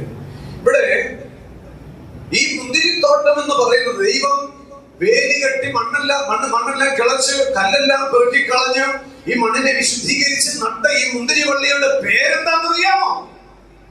വേറെ ഒന്നുമല്ല, ഈ പേര് ഇസ്രായേൽ. ഈ മുന്തിരിവള്ളിയുടെ പേരെന്താണ്? ഇസ്രായേൽ. യെഹെസ്കേൽ പ്രവാചകന്റെ പുസ്തകം 15-ാം അധ്യായം എടുക്കില്ല. ആ ഭാഗം വായിക്കുമ്പോൾ 15 വാക്യങ്ങളേ ഉള്ളൂ. ആ വാക്യങ്ങൾക്കകത്ത് ഈ മുന്തിരിവള്ളി ഇസ്രായേൽ എഴുന്നേറ്റ് നിൽപ്പുണ്ട്. യോഹന്നാന്റെ സുവിശേഷം 15-ാം അധ്യായം വായിക്കുമ്പോ, ഞാൻ സാക്ഷാൽ മുന്തിരിവള്ളിയും നിങ്ങൾ ആരാ? ഞാൻ സാക്ഷാൽ തോട്ടക്കാരനും നിങ്ങൾ മുന്തിരിവള്ളിയുമാകുന്നു എന്ന് പറഞ്ഞ് ആ ഭാഗം അവിടെ തുടങ്ങി. അല്ലാതെ ഇസ്രായേൽ ജനത്തെ മുന്തിരിവള്ളി എന്ന് മാത്രമല്ല, പല പേരുകളിൽ ദൈവം പല വാക്കുകളിൽ അവിടെ ഉപയോഗിച്ചിട്ടുണ്ട്, ബൈബിളിൽ ഉപയോഗിച്ചിട്ടുണ്ട്. അതിൽ ഒരു ഉപമയാണ് ഈ ഇസ്രായേല് മുന്തിരിവള്ളിയാണെന്ന് പറയുന്നത്. അങ്ങനെ ഈ ഇസ്രായേല് മുന്തിരിവള്ളിയാണ്. പ്രിയതമൻ സർവശക്തനായ ദൈവം, മുന്തിരിത്തോട്ടം ദൈവത്തിന്റെ ജനം. യിരെമ്യാ പ്രവാചകന്റെ പുസ്തകം 2-ാം അധ്യായം 21, യെഹെസ്കേൽ 15, യോഹന്നാൻ 15-ന്റെ 1 മുതൽ താഴേക്ക് ഈ ഭാഗത്തെല്ലാം ഇസ്രായേലിനെ കുറിച്ചും ഇസ്രായേൽ മുന്തിരിവള്ളിയാണെന്നും ഒക്കെ ആ പ്രവാചക ശുശ്രൂഷകര് വ്യക്തമായി നമ്മളെ ഓർമ്മിപ്പിക്കുന്നുണ്ട്. ദൈവം ആഗ്രഹിക്കുന്നത് ഫലകരമായ ഒരു ക്രിസ്തീയ ജീവിതം നയിക്കുവാൻ വേണ്ടിയാണ്. ദൈവത്തിന്റെ വിളിയിൽ ദൈവം നമ്മളെ കുറിച്ച് ഒരുപാട് സ്വപ്നം കാണുന്നുണ്ട്. ദൈവം ഈ നട്ട നമ്മളിൽ നമ്മുടെ ജീവിതത്തിൽ ദൈവം ആഗ്രഹിക്കുന്ന ഒരുപാട് സൽഗുണങ്ങളുണ്ട്. ഒന്ന്, ക്രിസ്തുവിന്റെ സ്വരൂപത്തോട് അനുരൂപപ്പെട്ട് ജീവിക്കുന്നവരായിരിക്കണം എന്നുള്ള ഒരു സ്വപ്നം ദൈവത്തിനുണ്ട്. മുന്തിരിവള്ളിയാകുന്ന നമ്മൾ നട്ടവനായ ഈ തോട്ടക്കാരനോട് അല്ലെങ്കിൽ ദൈവത്തോട് അനുരൂപപ്പെട്ട ഒരു ജീവിതം നയിക്കണമെന്ന് ഈ തോട്ടക്കാരൻ ആഗ്രഹിക്കുന്നുണ്ട്. ചില മക്കള് അപ്പന്റെ അതേ സ്വഭാവമായിരിക്കും, അതാ പഠിപ്പിക്കുന്ന രീതിയാണ്. ചില അപ്പന്മാരുടെ സെയിം സ്വഭാവമായിരിക്കും മക്കളല്ലേ, ശ്രദ്ധിച്ചിട്ടില്ലേ? ചിലരുടെ സ്വഭാവവും അപ്പന്റെ സ്വഭാവം അല്ലെ, ചിലരുടെ രൂപവും അപ്പന്റെ രൂപമായിരിക്കും, ചിലരുടെ ആഗ്രഹം മുഴുവനും അപ്പന്റെ സെയിം ആഗ്രഹങ്ങളായിരിക്കും. ശ്രദ്ധിച്ചിട്ടില്ലേ? ഇവിടെ ഈ മുന്തിരിത്തോട്ടത്തെ ഇത്രയും രീതിയിൽ ഹാർഡ് വർക്ക് ചെയ്ത് അതിനെ ക്രമീകരിച്ച് നട്ടിട്ട് ദൈവം ആഗ്രഹിക്കുക എന്താണെന്നറിയാമോ? എന്റെ സ്വഭാവത്തോട് ഒരല്പമെങ്കിലും നീ അനുരൂപപ്പെടണം. ദൈവത്തിന്റെ സ്വഭാവത്തോട് എന്ന് പറഞ്ഞു. അപ്പൊ മുന്തിരിവള്ളിയാകുന്ന നമ്മൾ ഫലം കഴിക്കേണ്ടത് ഏത് ഫലമായിരിക്കണം? ദൈവത്തിന്റെ സ്വഭാവത്തോട് അനുരൂപപ്പെട്ട ഫലം പുറപ്പെടുവിക്കണം. ഹല്ലേലൂയ. രണ്ടാമത്തെ കാര്യം, വിശുദ്ധ ജീവിതം നയിക്കണം എന്നുള്ള കാര്യത്തിന്റെ പ്രാധാന്യത. ദൈവം ആഗ്രഹിക്കുക നമ്മുടെ ജീവിതം എങ്ങനത്തെ ജീവിതമായിരിക്കണം? വിശുദ്ധമായ ജീവിതം. വിശുദ്ധ ജീവിതത്തിന് സുരേഷ് ഇന്ന് വെള്ളയിട്ടത് കൊണ്ട് വിശുദ്ധ ജീവിതമായോ? ഇന്ന് വേറൊരു മഞ്ഞ ഷർട്ട് സജിത തയ്ച്ച, ഞാൻ ഇന്ന് എക്സാമിന് വേണ്ടി ഞാൻ അവൻ വെള്ളം തന്നെ ഇടുക. അപ്പൊ എന്നോട് സജിത പറഞ്ഞു, സുരേഷ തന്നെയല്ലേ വെള്ളം ഇട്ടോണ്ട് ഇനി കേറത്തില്ലെന്ന്. ഞാൻ പറഞ്ഞു, ഞാൻ വെള്ളം ഇട്ടോണ്ട് ഒന്ന് കേറാൻ പോവാന്ന് പറഞ്ഞു. ഞാൻ ഇന്ന് മാറ്റി തേപ്പിച്ചതാണ്. നല്ലതാ വെള്ളം, വെള്ളം നല്ലതാ. നമ്മുടെ അനീഷ് പറയുന്ന പോലെ, അനീഷ് പാസ് പറഞ്ഞു നല്ലതാ. പക്ഷെ അത് എന്തിനാന്നുള്ള കാര്യം മനസ്സിലാക്കണം അല്ലേ? ഇച്ചിരി കറ പറ്റിയെന്ന് പറഞ്ഞ് നമ്മുടെ അകത്ത് കയറുവാക്കുക. വസ്ത്രത്താലല്ല പിടുത്തമിരിക്കുന്നത്, ആഭരണത്താലല്ല പിടുത്തമിരിക്കുന്നത്, തലയിലിട്ടിരിക്കുന്ന മഞ്ഞ ഷാളയിലല്ല ഈ പിടുത്തം ഇട്ടിരിക്കുന്നത്. എവിടാ വേണ്ടത്? എന്റെ അകത്ത്. നെടുങ്കുന്നം സ്കൂളിലെ കുഞ്ഞുങ്ങളും പ്രാർത്ഥിക്കും. ഞാൻ എന്റെ ഹൃദയത്തെ തൊട്ട ഒരു കാര്യമാണ്, അവരവരുടെ പ്രാർത്ഥനാ സമയത്ത് വലതുകരം ചെസ്റ്റിങ്ങനെ ഈ വലതുകരം ഇങ്ങനെ വെച്ചുകൊണ്ട് നിന്നിട്ട് അവർ പ്രാർത്ഥിക്കും. ഭയങ്കര സന്തോഷം തോന്നും. രാവിലത്തെ ആ കുഞ്ഞുങ്ങളുടെ പ്രാർത്ഥന ഇങ്ങനെ. വിശുദ്ധമാകേണ്ടത് എവിടെ? അല്ലല്ലോ. ദൈവം വിളിച്ചത് എന്തിനാ നമ്മളെ നട്ടത്?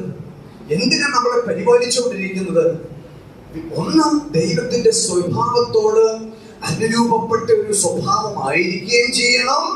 അപ്പോൾ തന്നെ ഈ ദുഷ്ടലോകത്തിൽ, ഈ അശുദ്ധി നിറഞ്ഞ ലോകത്തിൽ നിങ്ങൾ ആരായിരിക്കണം? പറഞ്ഞു, വിശുദ്ധരായിരിക്കണം. അതെങ്ങനെയാണ് നമ്മൾ വിശുദ്ധരായിരിക്കണം എന്നുള്ളത് ഒരാളെ കാണിച്ചു കൊടുക്കും? ആരെങ്കിലും കാണിച്ചു കൊടുക്കാൻ പറ്റുമോ? ഞാൻ വിശുദ്ധനാണ് എന്ന് ആരെങ്കിലും കാണിച്ചു കൊടുക്കാൻ പറ്റുമോ? പ്രവൃത്തിയിൽ കാണിക്കാൻ പറ്റത്തില്ല, പക്ഷെ നമ്മുടെ സംസാരത്തിൽ അല്ലേ? നമ്മുടെ സംസാരത്തിൽ അറിയാം ഇവൻ ആരാണ്. ഇവനെ ചില നടപ്പിൽ അറിയാം ഇവൻ ആരാണ്. കഴിഞ്ഞ ദിവസം ഞാനും കുഞ്ഞുട്ടിച്ചാനും എന്റെ കൂടെ ഒരാളും കൂടി ഉണ്ടായിരുന്നു. ഞാനും ഞങ്ങൾ 3 പേരും ഒരു വീട്ടിൽ പ്രാർത്ഥിക്കാനായിട്ട് പോകുമ്പോൾ ഒരു മനുഷ്യന്റെ കയ്യിൽ ബിഗ് ഷോപ്പുണ്ട്, മറ്റേ കയ്യിൽ ഒരു കുറ്റിപ്പീടി പുകച്ചുകൊണ്ട് വരിക. പള്ളി പോകുന്നതിനാണ്, നമ്മുടെ ചർച്ചിലല്ല. സ്തോത്രം. പുള്ളി ഇത് പിടിച്ചോണ്ടിരുന്നിട്ട് എന്റെ അരികെ വന്നപ്പോ ബിഗ് ഷോപ്പറിന്റെ കൂടെ, ബിഗ് ഷോപ്പർ ഇപ്പുറത്തെ കയ്യിലുണ്ട്, പീടിയിരുന്ന കയ്യിലേക്ക് ബിഗ് ഷോപ്പർ അങ്ങ് ഹാൻഡ് ഓവർ ചെയ്യുന്നു. എന്നിട്ട് ബിഗ് ഷോപ്പറിന്റെ പിടിയേലിട്ട് ഇവനെ അങ്ങ് തിരുവി. എന്നിട്ട് എന്നോട് പറഞ്ഞ പദം എന്താണെന്നറിയാമോ? പാസ്റ്റർ, കുവൈറ്റിൽ മരിച്ചവർക്ക് വേണ്ടി പ്രാർത്ഥിക്കണം. 24 പേര് മരിച്ചു കുവൈറ്റിൽ, അവർക്ക് വേണ്ടി എന്ത് ചെയ്യണം? ഞാൻ തിരിച്ചു വെച്ച അവരുടെ മരിച്ച കുടുംബങ്ങൾക്ക് വേണ്ടി പ്രാർത്ഥിച്ചതില്ല, മരിച്ചവർക്ക് വേണ്ടി പ്രാർത്ഥിക്കണം. ആണോ സഹിച്ച? സൂക്ഷിക്കണം. നമ്മുടെ പ്രവൃത്തി കൊണ്ട് നമ്മൾ വിശുദ്ധരാണെന്ന് ആരെയും തെളിയിച്ചില്ലെങ്കിലും, തെളിയിക്കാൻ പറ്റുന്ന അങ്ങനെ തന്നെ വേണം. പക്ഷെ ദൈവത്തിന് നമ്മൾ ആരായിരിക്കണം? വിശുദ്ധരായിരിക്കണം. അപ്പൻ കാണത്തില്ല, നമ്മുടെ അമ്മ ഒരുപക്ഷെ കാണത്തില്ല, ഒരുപക്ഷെ നമ്മുടെ മക്കൾ നമ്മൾ ചെയ്യുന്നതോ പോകുന്നതോ വരുന്നതോ കാണത്തില്ല. പക്ഷെ ദൈവത്തിന്റെ വചനം പറയുന്നു, നീ ആകാശത്തിൽ പോയി പാർത്താൽ, നീ നക്ഷത്രങ്ങളുടെ ഇടയിൽ പോയി കൂടുകൂട്ടി പാർത്താൽ, ഈ ദൈവത്തിന്റെ കണ്ണ് നിനക്ക് മറവായിരിക്കത്തില്ല. ഇത് കിട്ടുന്നുണ്ടോ? ഇത് ഞാൻ എൻ്റെ ഒരു സുഹൃത്ത് ഇവിടെ കറുകച്ചാലിൽ നിൽക്കുകയും എനിക്ക് കാറിൽ പോയപ്പോൾ എനിക്ക് വിളിക്കാൻ പറ്റിയില്ല. ഞാൻ വേഗം ഫോൺ ചെയ്ത് ചോദിച്ചു, മോനെ എവിടാ? അപ്പൊ എന്നോട് പറയാം, ആലുവേല. എങ്ങനെയുണ്ട്? അല്ലേ സന്നിധ? എന്നോട് പറഞ്ഞു ഇവൻ എവിടെ ഇപ്പൊ ആയിരിക്കുന്നെന്ന്. സ്നാനപ്പെട്ട് രക്ഷിക്കപ്പെട്ട വിശ്വാസിയാണ്. അവനെവിടം വരെ എന്ത് നമുക്ക് വിലയിരുത്താനുള്ളതേ ഉള്ളൂ, അല്ലേ? സൂക്ഷിക്കണം. 3, നീതിയോടും സൗമ്യതയോടും കൂടി ജീവിക്കണമെന്നുള്ളത് ദൈവം നമുക്ക് വേണ്ടി കാത്തിരുന്ന് അന്വേഷിക്കുക. എങ്ങനെയാ? നീതിയോടും സൗമ്യതയോടും. ഈ 2 പദം ഒന്ന് പറഞ്ഞേ, നീതിയോടും. അപ്പൊ വേലി കെട്ടി കിളച്ച് കല്ലുമെല്ലാം മാറ്റി വളരെ മനോഹരമായ രീതിയിൽ നട്ട് ഗോപുരം പണിത് നമ്മളെ ശ്രദ്ധിക്കുക. നമ്മൾ എങ്ങനെ ജീവിക്കുന്നു എന്ന് ഈ തമ്പുരാനൊന്ന് അറിയണം. നീതിയുടെ ഫലം. 2, സൗമ്യതയുടെ ഫലം. പ്രസന്നാന്റി 2 ഫലം പറഞ്ഞേ. നീതിയുടെ ഫലവും ഉറങ്ങുന്ന ഫലവും.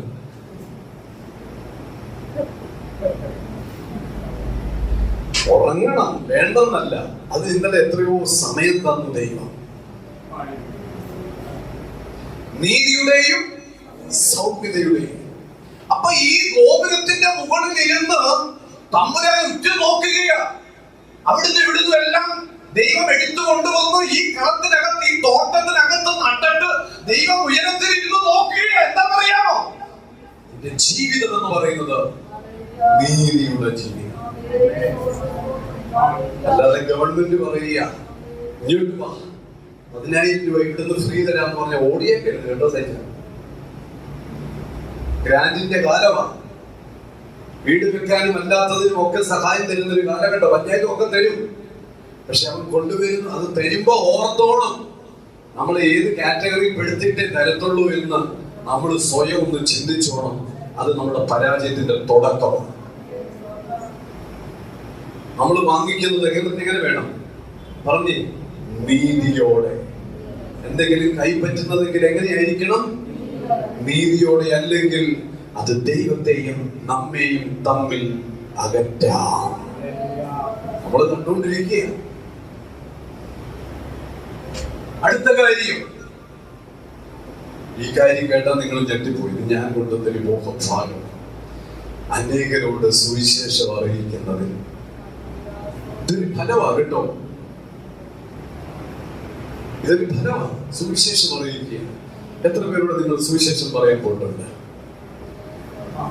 ഗണേശൻ മിക്കവാറും ആ കാര്യം ചെയ്യുന്നുണ്ട്. Thank you so much. വളരെ നല്ലൊരു കാര്യമാണ്. അത് ചെയ്യുന്നുണ്ട്. കിട്ടി ഒരു ചായക്കടയ്ക്ക് ഒരു ചായ കുടിച്ചുകൊണ്ടിരിക്കുമ്പോൾ കൂടെ നിന്ന് ഒരുത്തം ചിരിച്ചു കാണിച്ചാൽ മതി. സുവിശേഷം പറയാൻ കഴിയും. സുവിശേഷം പറയുന്നതിൽ എഴുന്നേൽക്കണം. സുവിശേഷം പറയുന്നത് ഒരു കൃപയാണ്. സുവിശേഷം പറയുന്നത് ഒരു ഫലമാണ്. നമ്മൾ കുറെ ഫലം കേട്ടു അല്ലേ? ഗലാത്യലേഖനം 5:22 മുതൽ ആത്മാവിന്റെ ഫലമോ നമ്മൾ കേട്ടു. 9 കാര്യങ്ങൾ നമ്മൾ കേട്ടു, പഠിച്ചു. അത് കാണാപ്പാടം പഠിക്കണമെന്നും ഇവിടെ പഠിപ്പിച്ചു. കാണാതെ പഠിച്ചാൽ അതിനുള്ള പാരിതോഷികവും നിങ്ങളോട് അറിയിച്ചിട്ടുണ്ട്. വേണം. ആദ്യത്തെ ഒരു ഫലമാണ് സുവിശേഷം അറിയിക്കാൻ. എന്ത് ചെയ്യണം പറഞ്ഞേ? സുവിശേഷം അറിയിക്കണം.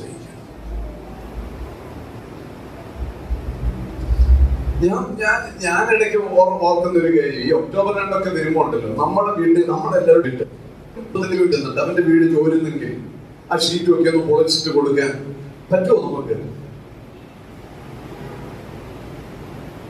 അവന്റെ മുറ്റത്ത് എന്തെങ്കിലും പ്രശ്നം ഉണ്ടെങ്കിൽ, വെള്ളമൊഴുക്ക് വന്നിട്ട് അവന്റെ വീടിന്റെ അകത്തോട്ട് കയറുന്നെങ്കിൽ, അല്ല ഏതെങ്കിലും ഒരു പ്രശ്നം ഉണ്ടെങ്കിൽ ഒന്ന് നമുക്ക് ഒറ്റക്കെട്ടായിട്ട് നിന്ന് ചെന്നിട്ട് 1/2 മണിക്കൂർ കൊണ്ട് 2 ദിവസം കൊണ്ട് തീർക്കേണ്ട ഒരു 8-10 പേര് ഒന്ന് ചെയ്യുന്നല്ലേ ഈസി ആയിട്ട് 1/2 മണിക്കൂർ കൊണ്ട് 1 മണിക്കൂർ കൊണ്ട് ഒരു പരിഹാരം നടത്തിയിട്ട് നമുക്ക് വരാൻ പറ്റും. യൂണിറ്റി, ഐക്യതയും അല്ലേ? ഇതൊക്കെ നമുക്ക് ചെയ്യാൻ പറ്റുന്ന കാര്യങ്ങളാണ്. ചിലപ്പോ അതിന് വേറെ എന്തെങ്കിലും ഒരു ആവശ്യമായിരിക്കും. പൈസ അല്ല, ആൾബലം കൊണ്ട് എന്തെങ്കിലുമൊക്കെ സഹായം വഹിക്കാൻ വേണ്ടത്. നമ്മൾ വിളിക്കുന്നത് പറയാം പ്രാർത്ഥിച്ചോളാം. എന്ത് പറഞ്ഞു? നമ്മുടെ ഭാഗം എന്താ ബ്രദറെ? ഞങ്ങൾ എന്ത് ചെയ്തോളാം? ഉറക്കെ പറഞ്ഞു.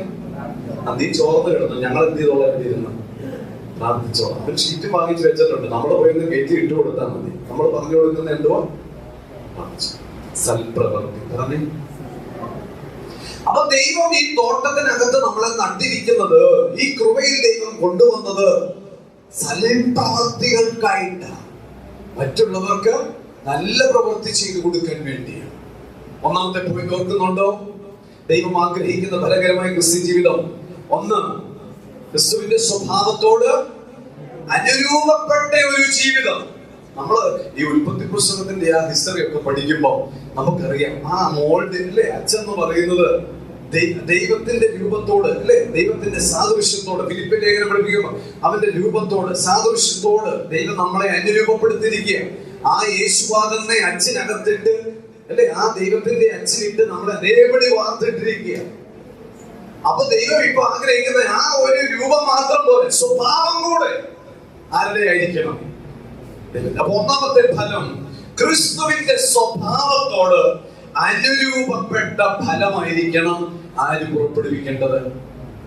നാം പുറപ്പെടുവിക്കണം. രണ്ടാമത്തെ പോയിന്റ് എന്തായിരുന്നു? വിശുദ്ധ ജീവിതം നയിക്കുക. വിശുദ്ധ ജീവിതം അല്ലേ? അപ്പൊ വിശുദ്ധ ജീവിതത്തിന് നമ്മൾ പ്രാധാന്യം കൊടുക്കുക. ഈ മുന്തിരിവള്ളി ഈ തോട്ടത്തിനകത്ത് നട്ടിരിക്കുന്നതിന്റെ പിന്നിലെ രഹസ്യം ഈ ഫലമാണ് കായ്ക്കേണ്ടത്. അടുത്തത് നീതിയോടും ന്യായത്തോടും കൂടി ജീവിക്കുന്ന ഫലം നമ്മളിൽ നിന്ന് ഈ തോട്ടക്കാരൻ ആഗ്രഹിക്കുക. അനേകരോട് യേശുവിനെ കുറിച്ച് പറഞ്ഞു കൊടുക്കുന്നത്, പരിചയപ്പെടുത്തുന്ന ആ ഒരു പ്രക്രിയ കാര്യം നമ്മുടെ ജീവിതത്തിൽ നിന്ന് ഈ തോട്ടക്കാരൻ പ്രതീക്ഷിക്കുക. 5 സൽപ്രവൃത്തി. ഹല്ലേലൂയ. പഴയ നിയമത്തില് ഈ കൃപ എന്താണെന്നുള്ളത് പഴയ നിയമത്തിൽ ഇങ്ങനെ ഓർമ്മിപ്പിക്കുന്നുണ്ട്. ദാവീദ് ഒരു തെറ്റ് ചെയ്തൊരു കാര്യം നമുക്കറിയാം അല്ലെ? ദാവീദ് ചെയ്ത തെറ്റ് എത്ര പേർക്കറിയാം? ദാവീദ് ചെയ്ത തെറ്റ്, ഒരു തെറ്റ് ചെയ്തായിരുന്നു. അയ്യോ, അടുത്ത ആഴ്ച തൊട്ട് നമുക്ക് അറിയാം ദാവീദ് ചെയ്ത തെറ്റ് അറിയും. കൈ പൊക്കിയില്ലെങ്കിൽ സൺഡേ സ്കൂളിൽ കൊണ്ടിരിക്കും, ട്രെയിനായിട്ട് കൈ പൊക്കാൻ താഴെ സൺഡേ സ്കൂൾ നടക്കുന്നുണ്ട്. തെറ്റ് ചെയ്തപ്പം ദാവീദിനെ ഈ കാര്യം അവതരിപ്പിക്കണം. അതിന് നാഥാൻ പ്രവാചകൻ ദാവീദിന്റെ അരികെ വന്നിട്ട് ഇങ്ങനെയാണ് പറയുന്നത്. ഇവിടെ ധനാഢ്യനായ ഒരു മനുഷ്യൻ ഒരു വിരുന്ന് കഴിച്ചു അല്ലേ? അങ്ങനെയല്ലേ? വിരുന്ന് കഴിച്ചു. പക്ഷെ ആ വിരുന്നിന് അകത്തെ ആട്ടിൻകുട്ടി ഒരു സാധാരണക്കാരന്റെ, ഒരു പാവപ്പെട്ട മനുഷ്യന്റെ ആടിനെ പിടിച്ചാണ് അവൻ, ഈ ധനാഢ്യനായ മനുഷ്യൻ ഈ ആടിനെ അറുത്ത് വിരുന്നുണ്ടാക്കിയത്. ദാവീദ് കേട്ടപ്പോ, നാഥാന്റെ വാക്ക് കേട്ടപ്പോ ദാവീദ് പറയാം, ഈ ധനാഢ്യനായ മനുഷ്യനെ എന്ത് ചെയ്യണം? ഈ പ്രശിക്ഷിക്കണം, അവനെ കൊല്ലണം. അവൻ മരണയോഗ്യൻ അല്ലേ? അപ്പോഴത്തേക്ക് നാഥാൻ തിരിച്ച് ദാവീദിനോട് പറയുന്ന കാര്യം എന്താണെന്നറിയാമോ? ആ നീചൻ അല്ലെങ്കിൽ ആ മനുഷ്യൻ, ഭരണയോഗ്യനായ മനുഷ്യൻ ആരാണ്? എടാ നീ തന്നെയാണ്. എന്തുകൊണ്ട് ദാവീദിനെ കൊന്നു? ദൈവം ദാവീദിനെ ഉപദ്രവിച്ചു.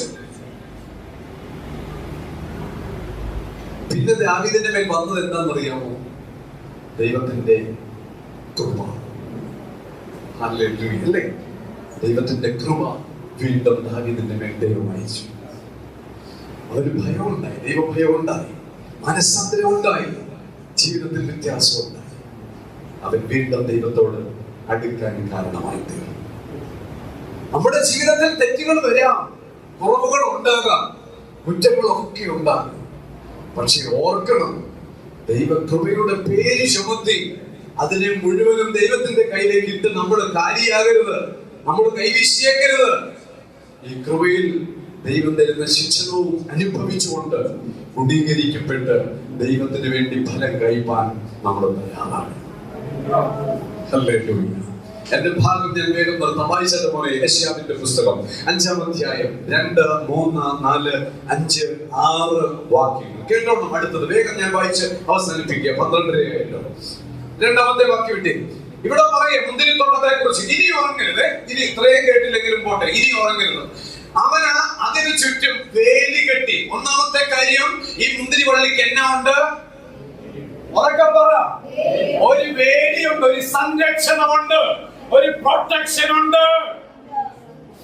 യോഹന്നാന്റെ സുവിശേഷം 14-ാം അധ്യായം യേശു കർത്താവ് വ്യക്തമായി ശിഷ്യന്മാരോട് പറയാ, ഞാൻ പോയാൽ ഞാൻ നിങ്ങൾക്ക് മറ്റൊരു കാര്യസ്ഥലം തരും. പാപത്തെ കുറിച്ചും നീതിയെ കുറിച്ചും ന്യായഗതിയെ കുറിച്ചും നിങ്ങൾ എന്ത് ചെയ്യും? ബോധം വരുന്നു. വീണു പോകാതെ നിങ്ങളെ താങ്ങുവാൻ, തകർന്നു പോകാതെ നിങ്ങളെ എഴുന്നേൽപ്പിക്കുവാൻ ഈ പരിശുദ്ധാത്മാവിനെ ഞാൻ നിങ്ങളുടെ മേൽ അയക്കും. യെശയ്യാവിന്റെ പുസ്തകം വ്യക്തമായി പറയുന്നുണ്ട്, കുനിഞ്ഞിരിക്കുന്നവരെ ഈ പരിശുദ്ധാത്മാവ് എന്ത് ചെയ്യും? നിവർത്തും. ക്ഷീണിച്ചിരിക്കുന്നവന് ഈ പരിശുദ്ധാത്മാവ് ബലം തരും. ഹല്ലേലൂയ. അങ്ങനെ ഈ മുന്തിരിവള്ളിക്ക് പരിശുദ്ധാത്മാവാകുന്ന ഒരു നല്ല വേലി ഈ തമ്പുരാൻ കെട്ടി സൂക്ഷിച്ചിട്ടുണ്ട്. എത്ര പേര് വിശ്വസിക്കുന്നുണ്ട്? ദൈവം എനിക്ക് ചുറ്റും ഒരു നല്ല വേലി കെട്ടി എന്നെ സംരക്ഷിച്ചിട്ടുണ്ട്. ഹല്ലേലൂയ. വിശ്വസിക്കുന്നുണ്ടോ? വിശ്വസിക്കുന്നുണ്ടോ? ഹല്ലേലൂയ. അതുകൊണ്ടാണ് വചനം പറയുന്നത്, നിന്റെ കാല് കല്ലിൽ തട്ടിപ്പോകാതെ ഞാൻ നിന്നെ എന്റെ കൈകളിൽ എന്ത് ചെയ്യും? ഞാൻ വഹിക്കും. ഇനി ബന്ധനമാ, കെട്ട, അതാ ഇതെന്ന് പറഞ്ഞ് എന്ത് ചെയ്തേക്കരുത് കേട്ടോ. ജോസ് ബ്രദറെ ഓടി ജോസേനെ തൊട്ട് പറഞ്ഞില്ലേ? അപ്പൊ നമുക്ക് എന്നാ ഉണ്ട്? ശരിക്കും പരിശുദ്ധാത്മാവിന്റെ നല്ലൊരു വേലി. അടുത്തെന്താ പറയുന്നത്? അതിലെ കല്ല് മുഴുവനും പെറുക്കിക്കളഞ്ഞു എന്ന് പറഞ്ഞാൽ വളരാനുള്ള എല്ലാ സാഹചര്യവും തമ്പുരാൻ നമുക്ക് അനുവദിച്ചു തന്നിട്ടുണ്ട്. നല്ല ഒരു ആമേൻ പറ. അതെ, പത്രോസ് പറയും, നിങ്ങൾ അനുഗ്രഹം അനുഭവിക്കേണ്ടതിന് വിളിക്കപ്പെട്ടത് കൊണ്ട് നിങ്ങൾ ഇന്നു മുതൽ എന്ത് ചെയ്യണം? അനുഗ്രഹിക്കുന്നവരായിരിക്കണം. ദോഷത്തിന് ദോഷവും ശകാരത്തിന് ശകാരവും പകരം ചെയ്യാതെ ഇന്നു മുതൽ നിങ്ങൾ ആരായിരിക്കണം? അനുഗ്രഹിക്കുന്നവരായിരിക്കണം. അപ്പൊ വളരാനുള്ള, അനുഗ്രഹിക്കപ്പെടാനുള്ള, സൗഖ്യപ്പെടാനുള്ള എല്ലാ സാവകാശവും ആർക്ക് തന്നിട്ടുണ്ട്? എനിക്ക് തമ്പുരാൻ തന്നിട്ടുണ്ട്. ഹല്ലേലൂയ. അടുത്തത് പറയുകയാണ്, അതിൽ നല്ല വക മുന്തിരി എന്ന് പറഞ്ഞാൽ ഈ നല്ല അനുഭവത്തിൽ തമ്പുരാൻ എന്നെ നട്ടിട്ടുണ്ട്. ഹല്ലേലൂയ. പിന്നെ താഴോട്ട് പറയുക, നടുവിൽ ഒരു ഗോപുരം പണിതു എന്ന് പറഞ്ഞാൽ അതിന്റെ അർത്ഥം ഇത്രയേ ഉള്ളൂ, തന്നെ ആരാധിക്കുന്ന ബുദ്ധിമാന്മാരുണ്ടോ എന്ന് സ്വർഗത്തിലിരുന്ന തമ്പുരാൻ എങ്ങനെയാ കുനിഞ്ഞു നോക്കുന്നു. അങ്ങനെയെങ്കിൽ ഇവിടെ ഇരിക്കുന്ന മുന്തിരിവള്ളിയെ നിന്നെ ഉറ്റു നോക്കുന്ന ഒരു കരം സ്വർഗത്തിലുണ്ട്. നിന്റെ നടപ്പ് കാണുന്ന ഒരു തമ്പുരാന്റെ കണ്ണ് സ്വർഗത്തിലുണ്ട്. നിന്റെ പോക്ക് കാണുന്ന, നിന്റെ ഇരിപ്പ് കാണുന്ന, നിന്റെ പ്രവൃത്തി കാണുന്ന തമ്പുരാന്റെ കരങ്ങൾ ഉയരത്തിലുണ്ട്. ഹല്ലേലൂയ. അപ്പോൾ വളരെ വ്യക്തമായി തമ്പുരാൻ നോക്കുന്നുണ്ട് നമ്മളെ ഓരോരുത്തരെയും. സത്യം മറന്നു പോകരുത്. അടുത്തത് പറയുക, ഒരു ചക്ക് വിട്ടു എന്ന് പറഞ്ഞാൽ ദൈവത്തിന് ചില പ്രതീക്ഷ നമ്മളിൽ നിന്നുണ്ട്. ദൈവം നമ്മളെ എന്ത് വെച്ചിരിക്കുക? പ്രതീക്ഷ വെച്ചിരിക്കുക. പറഞ്ഞേ, എന്നിൽ നിന്ന് ദൈവം ചില പ്രതീക്ഷ വെച്ചിട്ടുണ്ട്. പറഞ്ഞേ, ഉറക്കെ പറ.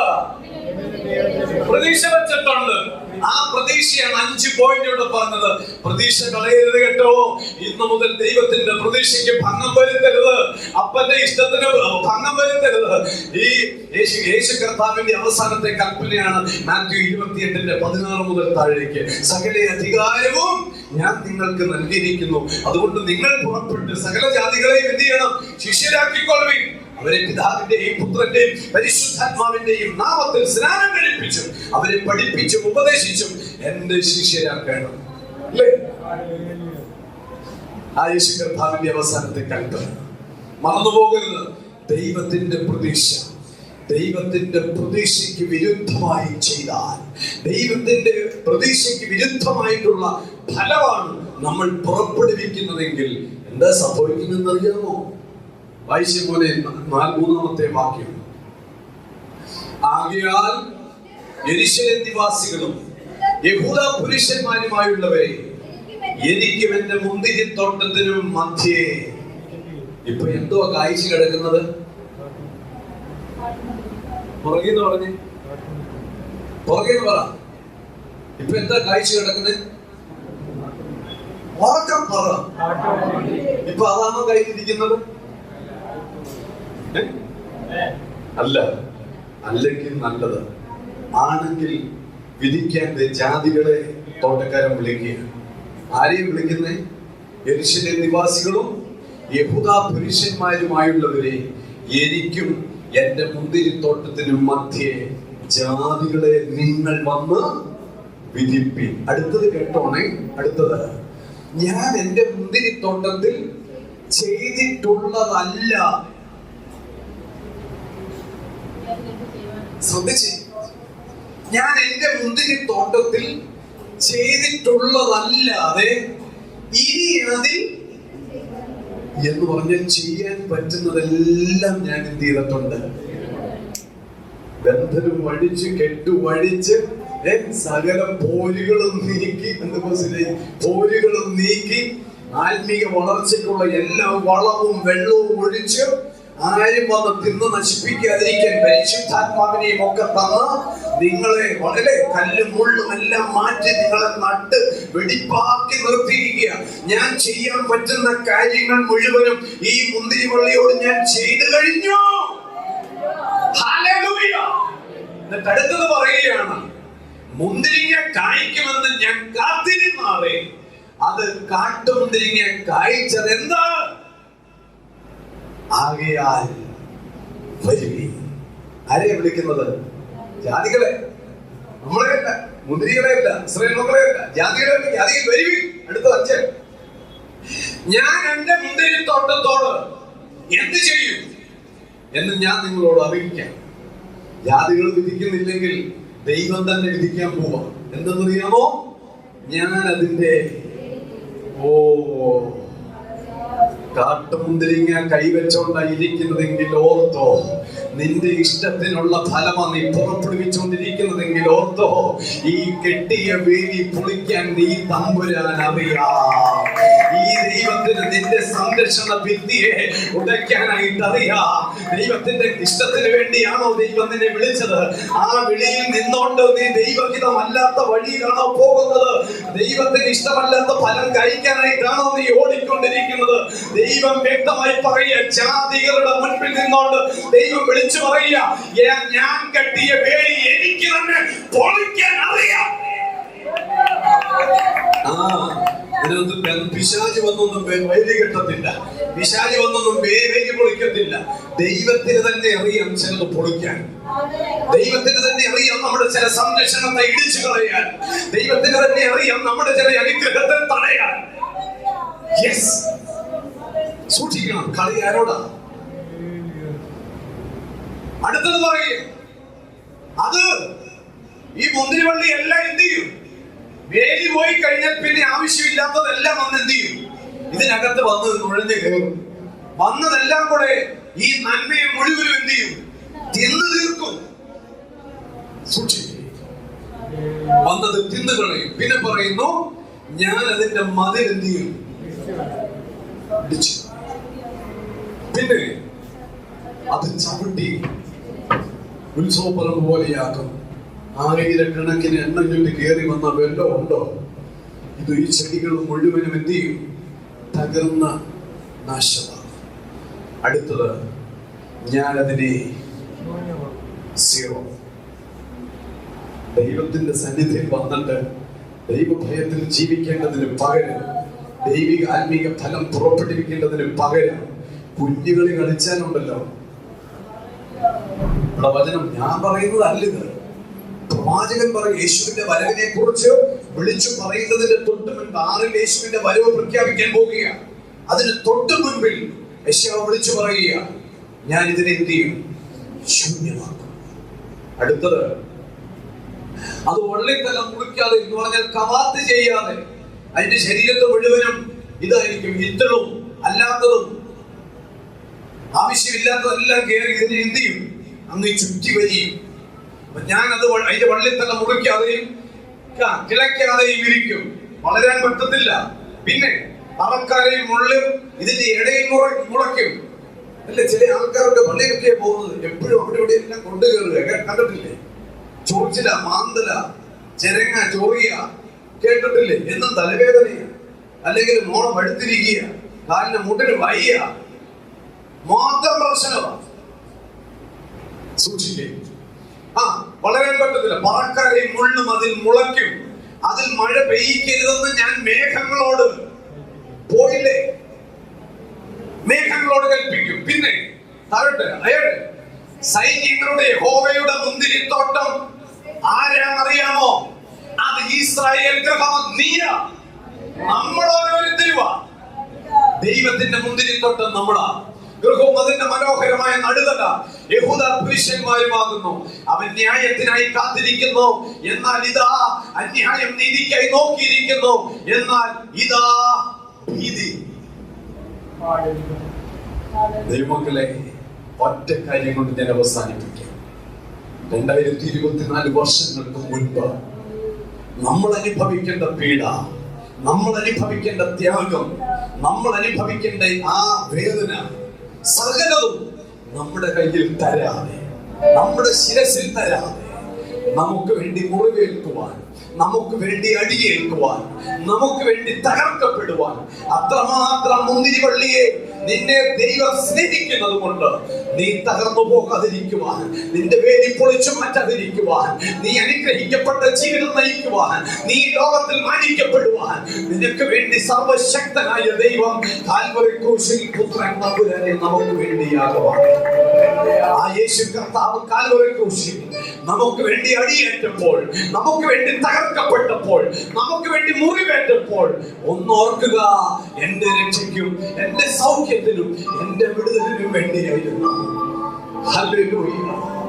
സ്വന്തം പിതാവായ ദൈവം വാഗ്ദത്ത സന്തതിയെ എനിക്കും നിങ്ങൾക്ക് വേണ്ടി കാൽവരിയിൽ യാഗം കഴിക്കണമെങ്കിൽ അതിന്റെ പിന്നിലെ അർത്ഥം ഇത്രയുള്ളൂ: പുത്രനേക്കാൾ, ലോകത്തെക്കാൾ എന്നെ എന്റെ പിതാവ് അത്രമാത്രം സ്നേഹിക്കുക.